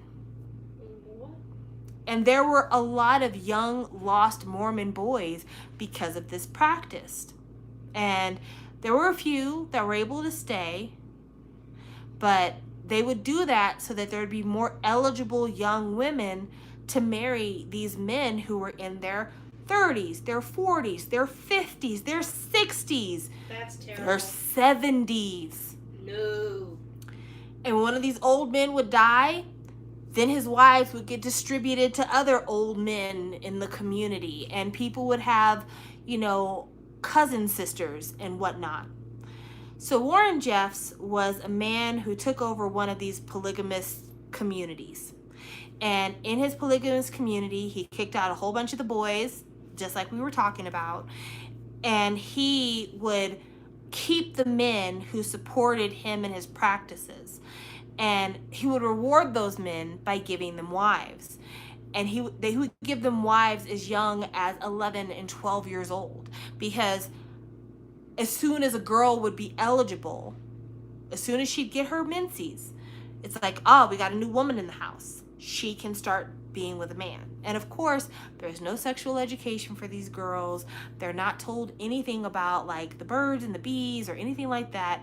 They're instructed that you have a role that God has placed on you and you need to perform that role. And that role is as your husband's helpmeet. And if your husband needs you to lay on your back and let him grunt and moan on you, that's what you need to do. And if you've done your job well enough, the Lord will bless you with children, and that will show that you were a good wife. And of course, some of these boys that got kicked out of these Mormon enclaves went to the police and said, listen, I didn't just come out of here out of nowhere. Like, the reason I don't have a social security card and the reason why I don't have a driver's license and all this other stuff is because this is where I came from. And as the police started investigating this, they're like, why do we keep getting all these young boys, but we're not getting any girls? It's only boys coming out of this thing. And so, listening to the stories, they decided to investigate, and a few girls did manage to somehow or another run away. And that's when everything came apart. And Warren Jeffs got caught. He tried to kill himself in jail a few times, but the man is still alive. But he got caught, and all of his Crypt Keeper friends got caught. Crypt Keeper. with their nasties. But there are a number of women who were a part of that whole scene who were born in it and plan to die in it and don't see anything wrong. They feel like their job is a divinely inspired mission. And they feel like the US government has overstepped their bounds by being involved in their families. And it's really awful because it's, who is it? What philosopher had the story about the cave? Like the cask of a mountain? No, the cave, about the people chained to the wall of the cave and they don't know what sunlight looks like. I have no idea what you're So there's a philosopher, it's an ancient Greek philosopher, can't remember the name now, but it's a story, he has this analogy about why it is that some people have a different viewpoint of life and why other people can't understand their viewpoint in life. And the story goes that, imagine, if you will, there's a cave deep in a mountain, deep inside a mountain. And in that cave, you have several people chained to the wall. They can't move around the cave very far. They kind of travel in darkness. And their day and their night is dictated by shadows on a wall from the opening of the cave. Plato. Thank you, David. David is so freaking smart. So one person from the cave manages to break their chains and they start walking towards the light. They get outside and they see the world. They see trees, they see birds, they see puppies, they see all this stuff. And they go back into the cave and they're like, guys, you have to break your fucking chains. You will not believe the shit that's out there. It is fucking wild. Well, everyone in their community has lived in chains. No one in their community has ever seen anything. So to them, this sounds like a crazy person talking to them. Like, what the fuck is a bird? What is a tree? Color? You mean gray? You mean something other than gray? Are you drunk? What? And so the person who managed to escape, they can try all they can to tell everyone else about what's out there. But until they can see it for themselves, until they can experience it for themselves, they really have to take a serious leap of faith to even believe that that's a possibility. And even then, if they manage to somehow find the curiosity to be like, you know what, I'm just gonna follow you out there, see what you see, and then I'll come back and tell everybody you're crazy. Well, they go out there, they see this, and they can have multiple reactions. Some people can go out there and be like, you are so right. This is everything I thought it would be.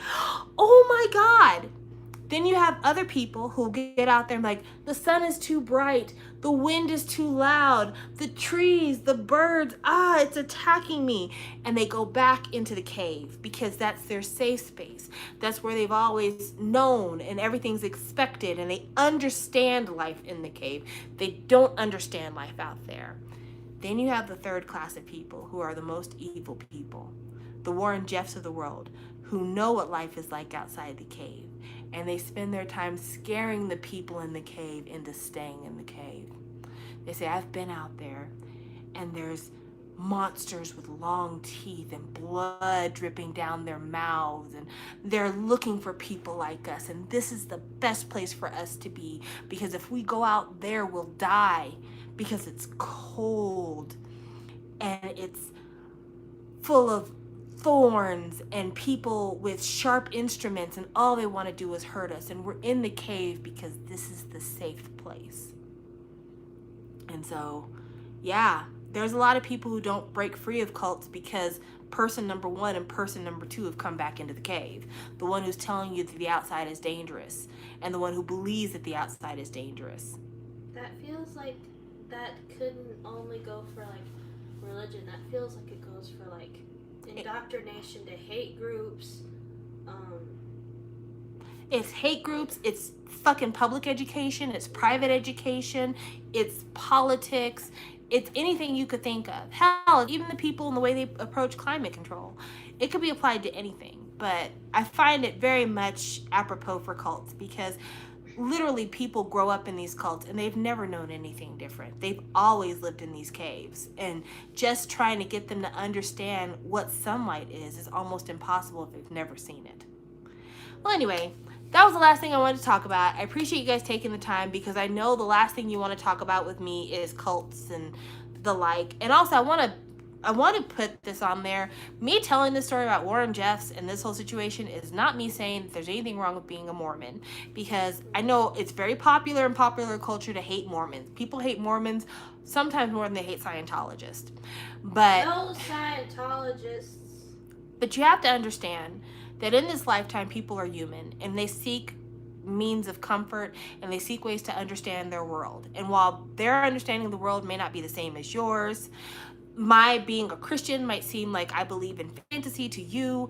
It's a thing that gives me comfort and helps me navigate this world that sometimes I don't really understand. And I would hope that you all would give the same grace to those people who are still in Mormonism, people who are still in Scientology, people who still believe in a mud monster, whatever it is that people believe in. If they're not hurting anybody else with their beliefs, if they're not trying to punish people with their beliefs, allow them their comforts. Yes, there are Christians who hurt people. I mean, conversion therapy, do we need to say more? There are Mormons who, through their beliefs, have hurt their children by making them choose the life they want or the church. And when they choose the life they want, they lose not only the church, but they lose their whole family as well. There's negatives and positives to everything. But I just don't want it to seem like I'm attacking Mormons, because it's far from that. As somebody who grew up in the Bible Belt, in the South, with Southern Baptist and everything else, I could tell you definitely one cult is not better than the other. And if you grew up in the South, Southern Baptist, and you know the cult of the pastor, we could talk also about how that has racist origins, but that's for another time. Tell you what, I'll do a live stream next time talking about this pastor who was doing drugs and raping women in the church. We'll talk about that next time, just to be fair. But anyway, thank you guys so much. I really appreciate it, and I'll talk with you later. Bye. Good for you, Astrid. You deserve